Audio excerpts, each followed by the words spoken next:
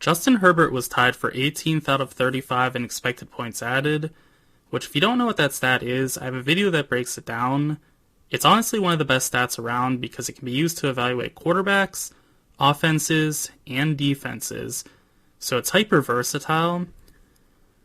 Beyond expected points added though, Justin Herbert was 5th in quarterback rating.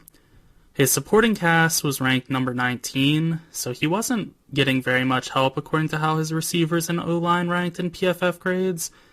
And as a whole, Herbert ranked as my 6th best quarterback in the league, so he is not the issue in Los Angeles by any stretch. At backup quarterback, Easton Stick is a solid option.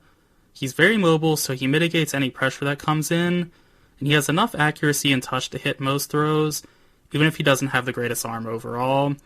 So if Herbert does go down again, which you obviously hope to not see, they should be fine for a game or two with Stick as their option. As we transition to their supporting cast, if you enjoy this video, make sure you give it a like because it makes a massive difference in how the video does. And also be sure to subscribe, as I'll be breaking down every team as we get ready for the start of the new season. With that said, the offensive line for the Chargers should be a bit better than average. They were 18th in pass block win rate and 24th in run block win rate, which are ESPN stats. Compared to last year, they should be improved for a variety of reasons. For starters, Joe Alt will replace Trey Pipkins at tackle, and that will likely be an upgrade year one, as Alt was a consensus top 10 player in this draft, being my 6th best player in the draft and being selected 5th overall. Pipkins wasn't an issue at tackle, but historically rookie first round tackles since 2019 average a 64 PFF grade, which is 1 point higher than what Pipkins had, and Alt is a good deal better than the average first round tackle, as he's basically a blue chip prospect if he isn't officially one by the consensus standard. Additionally, Corey Linsley missed 14 games last year at center, and now the Chargers have Bradley Bozeman there, who isn't a world beater, but is a solid option that can run block rather well. Their depth is solid, as Trey Pipkins is a starting level tackle that'll likely be their swing tackle. If he isn't because he's a guard, it means Jamari Sawyer is their swing tackle, and he is also a starter level tackle from what he's shown in his 1 year of being a consistent contributor. They don't have much depth for the interior of their line though, so that's why the depth is just solid. Regarding their weapons, they're amongst the worst in the league, unfortunately. The guy I expect to be their number 1, or maybe their 1B, is Josh Palmer, who was 36th in yards per game and 17th in yards per reception. So that's not bad by any stretch, especially because he wasn't their full-time number 1, as Keenan Allen was healthy for a chunk of the year. Their number 2 will likely be Ladd McConkey, who they drafted early in the second this year. Ladd was projected by some, myself included, as a late first-round prospect, so he should likely have some success for LA. Since 2019, second-round rookie wide receivers averaged a nice 69 PFF grade, which is actually one higher than what Palmer earned this past year. So that's why it makes sense that Palmer or McConkey are going to be 1A and 1B.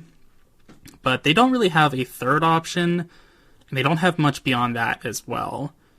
Their likely wide receiver 3 is DJ Chark, who was 84th in yards per game and 21st in yards per reception, which is perfectly fine for just being a deep threat, but you would like to see some chain moving ability, and he just really doesn't have any capacity for that.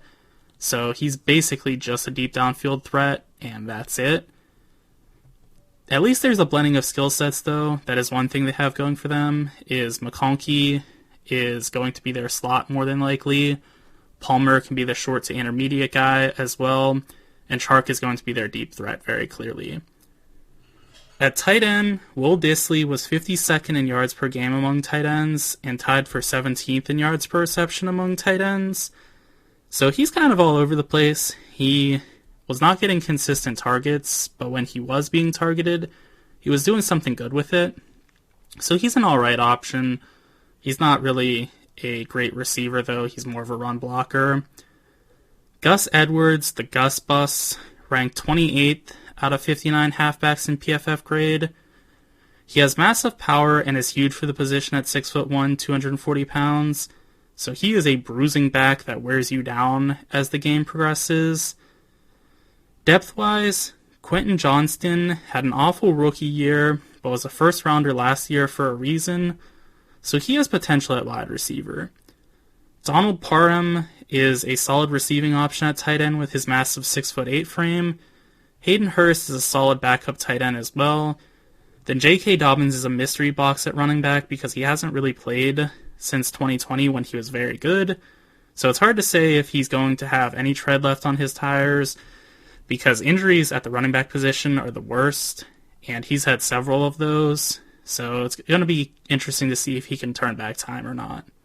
At cornerback, the Chargers are alright, with potential to be better than that.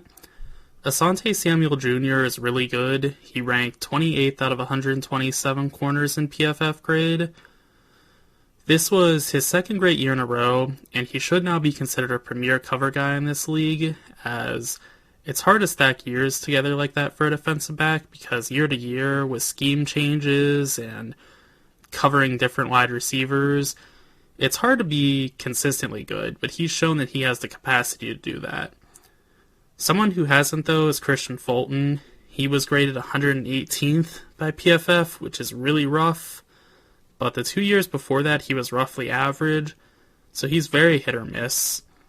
And at nickel corner, Jasir Taylor was ranked 97th, so he's probably more of a low-end guy than either of the other options, as he didn't play much his rookie year, and obviously he didn't show much this year. At safety, they are nicely set up. Alohi Gilman was 7th out of 95 safeties in PFF grade, getting it done in coverage and run defense, ranking 5th in coverage and 19th in run defense, so being elite in both regards. And the person you've heard of definitely more of than Gilman is Derwin James. He had a mega down year this season as he was ranked 71st for safeties according to PFF.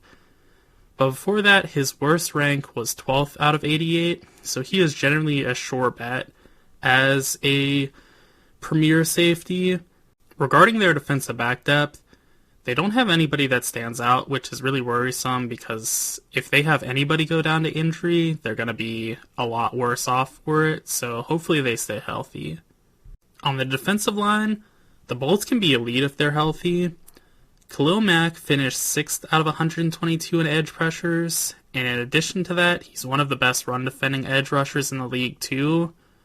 He does not get talked about nearly enough for being as strong as he is this late into his career, because you can take an edge rusher that is either as good as him as a pass rusher or as good as him and the run defense, but to find a player that's both, you're talking a very limited sample size of players, and he is just continually good. But I think he's talked about in the regard of being like a third tier, sometimes edge rusher, sometimes maybe a second tier. He is at the very high end of the second tier if he's in the second tier, or if he's not, he's in the low end of the first tier. Tuli Tuipulotu is their second best edge rusher in my opinion. He was ranked 32nd out of 122 for edge pressures in his rookie year, which is fantastic. And like Mac, he's also a premier run defender too, so they should set the edge very nicely. On the inside, Morgan Fox was 30th out of 142 in defensive interior pressures, which is obviously very solid, but he's a very poor run defender, so that's worrisome. Poona Ford is their other interior, and he is pretty solid as well. His last play was in 2022, and there he was 50th out of 142 for defensive interior pressures. Like Fox, though, he isn't much of a run defender, so they should generate pressure by everybody, but not defend the run with everyone. As for their depth on the defensive line, Joey Bosa was on pace to be tied for 44th in edge rush pressures and is an above average run defender too. Bud Dupree is more of a run defender than he is a pass rusher, but he is a solid fourth option. Forgot to say you and me, Bud Dupree. He was a Steelers legend after all. I say 98% sarcastically. They don't have anyone of note on the interior, but they can go small and speedy with an edge at defensive tackle on passing downs, and that's really worrisome for teams. They have a ton of speed at their disposal, and they have a ton of pass rushing as well. The linebacking core is pretty rough. Denzel Perryman ranked 71st out of 82 linebackers in PFF grade. He's a very stout run defender, but was 75th out of 77 in PFF coverage grade. So he has a very clear weakness, and it's a very bad one to have in the modern NFL, because if you cannot cover as a linebacker, you're just going to get targeted all day. With that said, Junior Colson is their other linebacker. He was drafted in the 3rd round, which likely won't bode well for the team this year, as since 2019 the average rookie linebacker has a 51 PFF grade when selected in the 3rd, which is 5 points lower than what Perryman earned last year, so Colson might be even worse than Perryman, which is kind of hard to imagine because Perryman is very bad on his own right. Colson is very athletic though, so that's one positive to him, so maybe he can be something. They do have good coaching. Jesse Minter is one of the best up-and-coming defensive minds in the game. He's of the Ravens sort of defensive philosophy, which is taking the NFL by storm. Their depth at linebacker is alright, as Dayan, not sure how to say it, Henley was a 3rd rounder in 2023, and like Colson is a very athletic player, so they have that going for them. They do have athleticism on their side, which is nice. Linebacker is a position where athletic ability does matter to some degree. So they have some things to be excited for, but overall I would not be positive about this linebacking core if I had to project for it. I think it's going to be really rough, and that could be the biggest weakness for the Chargers. In all, the Chargers are a hard evaluation as their talent is not at all consistent. Herbert is a top 10 quarterback at a minimum, and his offensive line should be rather good this year, but his receiving options are very limited, and the coaching staff is intending to take the ball out of his hands a great deal and run the ball instead. Defensively, their defensive backs are good except for Jasir Taylor, and possibly Christian Fulton too, which is far from ideal as they're only as good as your weakest defensive back. On the defensive line, though, they can be about as good as anyone as they have star talent and depth there. Lastly, at linebacker, they are really weak, but might not be fully exposed if their defensive line can generate quick pressure to hide their coverage woes. Lastly, I'm one of the few people that's not super high on Jim Harbaugh's as a hire, so I think coaching-wise they're going to be okay, but not exceptional.